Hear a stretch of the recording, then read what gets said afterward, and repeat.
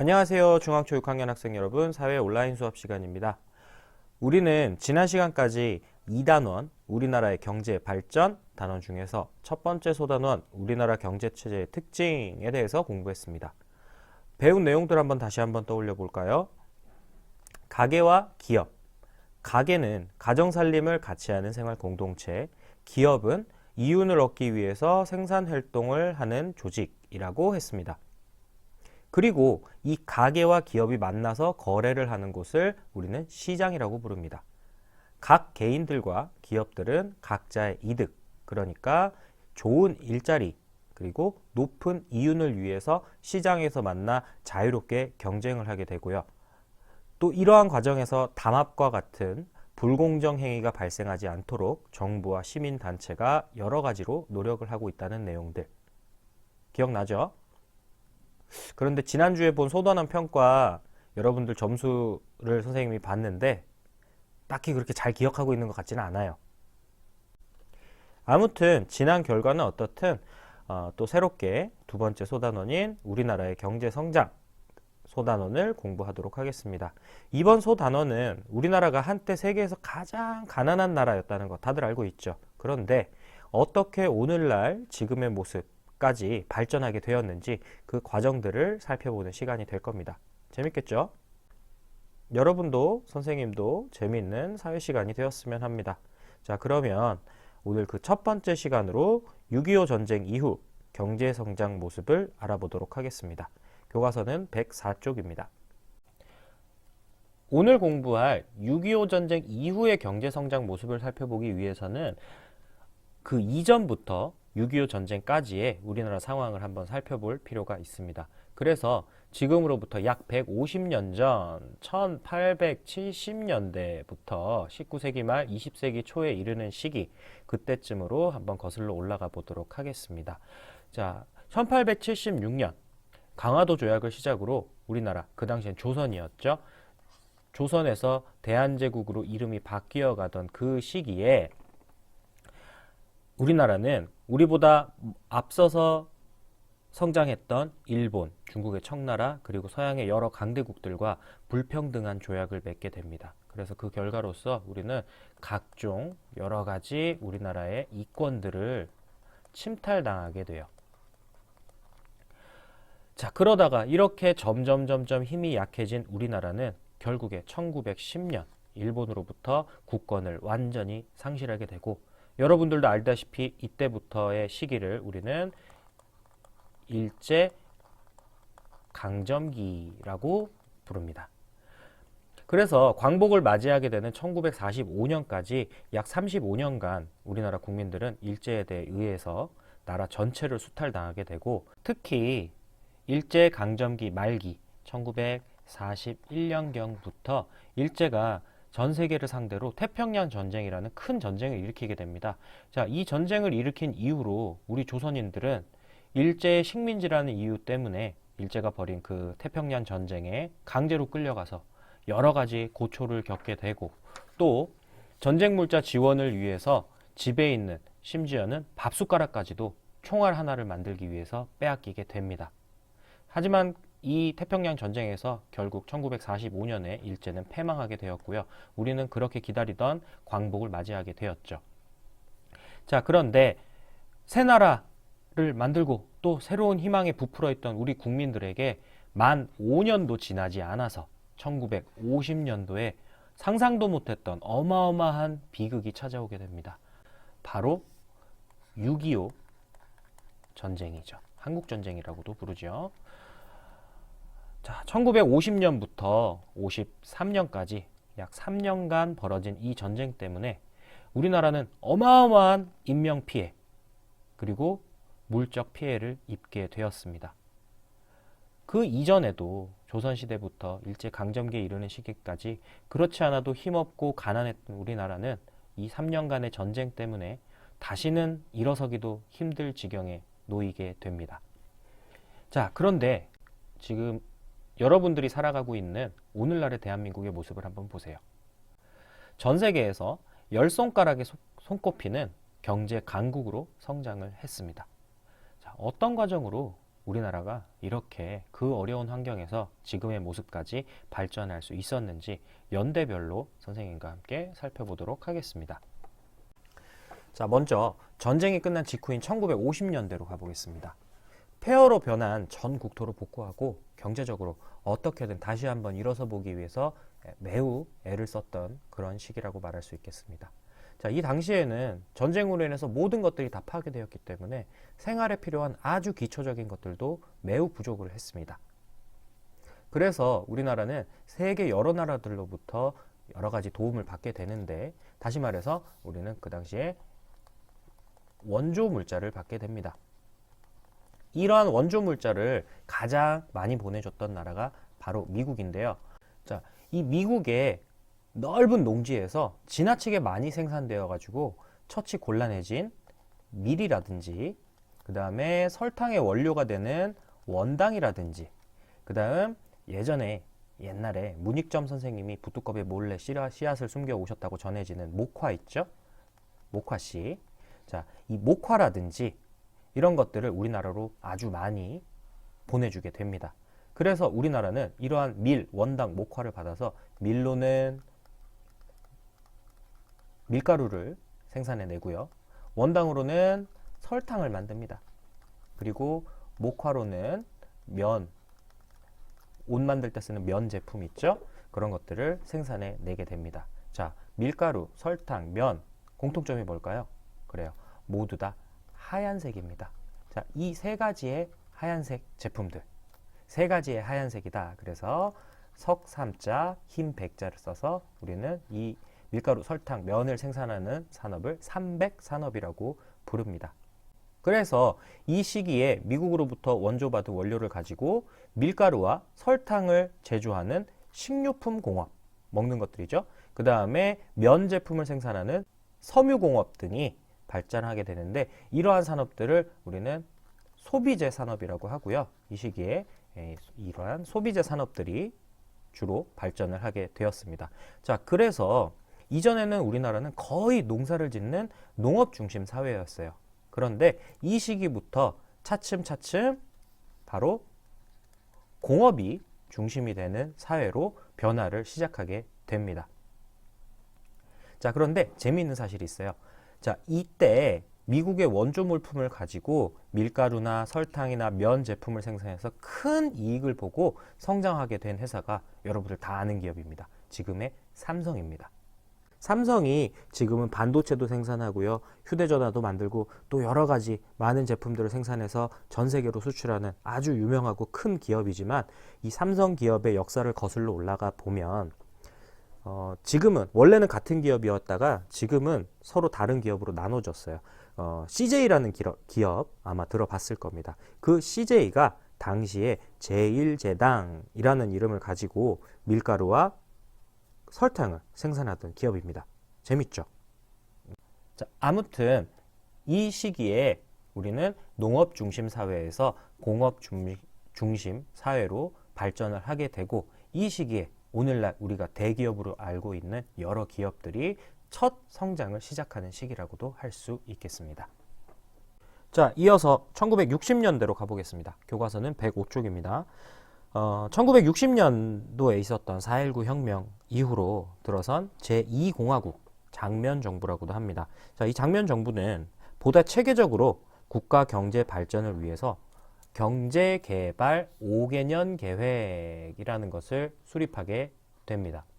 자, 이 5개년 계획이라는 말은 5년마다 짜여져 있는 계획이라는 뜻인데, 이 장면정부가 수립한 경제개발 5개년 계획은 안타깝게도 곧바로 시행되지는 못했습니다. 자, 5.16 군사정변을 거쳐서 정권을 장악했던 박정희 군사정부에 의해서 1962년부터 본격적으로 시행이 되게 됩니다. 자, 이러한 경제개발 5개년 계획을 기초로 해서 정부는 국내에서 다양한 제품들을 생산해서 해외로 수출해서 경제 성장을 이루려는 노력을 하게 되고요.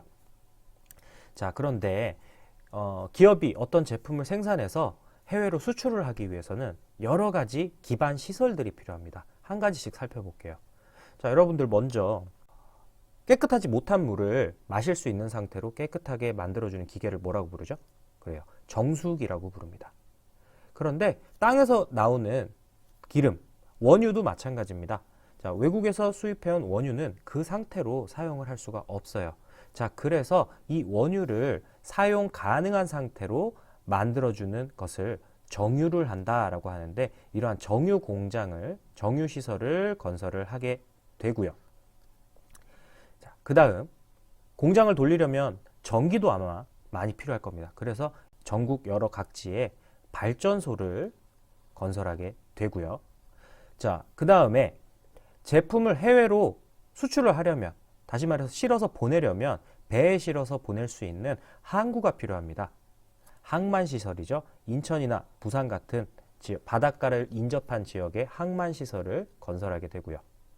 자, 그리고 공장에서 생산된 제품을 이러한 항만시설까지 빠르게 운반할 수 있는 고속도로, 고속국도라고도 하죠. 이런 고속국도를 건설하게 됩니다.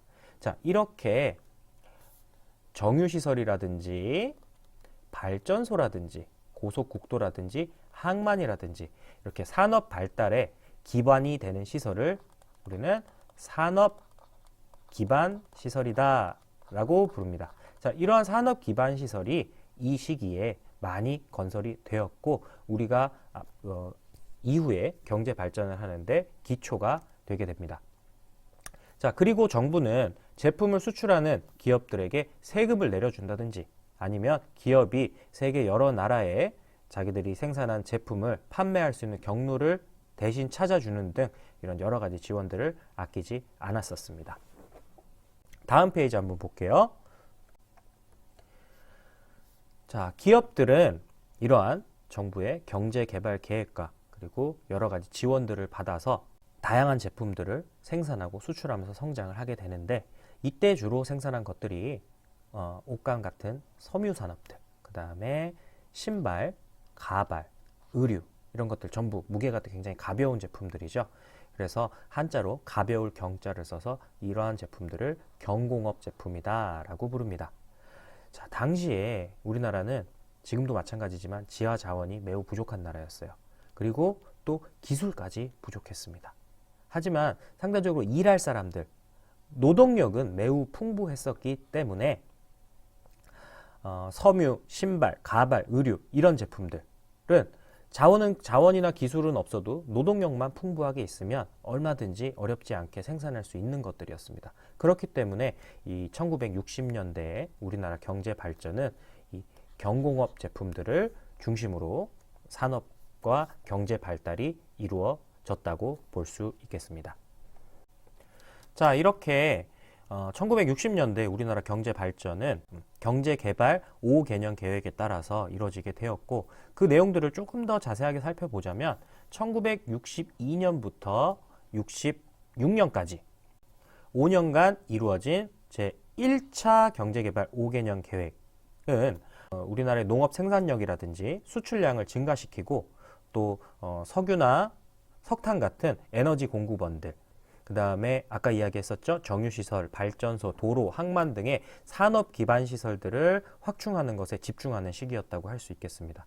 자, 그래서 이 기간 동안 우리나라는 목표로 했던 수치보다 훨씬 더 높은 연평균 7.8%의 경제 성장률을 보이게 되고요.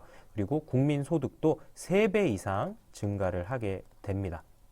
그리고 1967년부터 71년도까지 제2차 경제개발 5개년 계획의 기간 동안에는 우리가 먹을 식량을 스스로 생산해내는 식량 자급, 그 다음에 그 당시만 하더라도 산에 나무가 별로 없었어요. 사람들이 이제 산에서 나무를 베어다가 땔감을 쓰고 했기 때문에.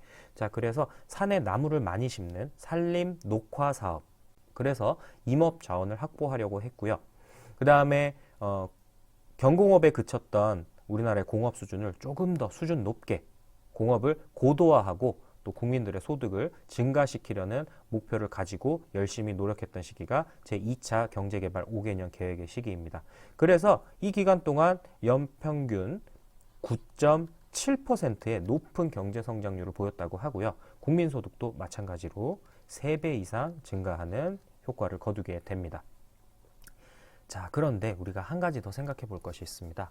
1950년대까지 해외 원조 물품으로 근근히 버텨나가던 우리나라가 갑자기 무슨 돈이 있어가지고 큰 비용이 드는 정유시설이라든지 발전소라든지 고속도로라든지 항만시설이라든지 이러한 산업 기반 시설들을 건설할 수 있었던 걸까요? 그 답은 바로 1965년에 맺어진 한일협정, 다시 말해서 한일기본조약에 있습니다. 자, 이 협정은 한국과 일본 어떤 사이죠? 한국은 일본의 오랜 지배를 받고 피해를 받았던 그런 사이죠.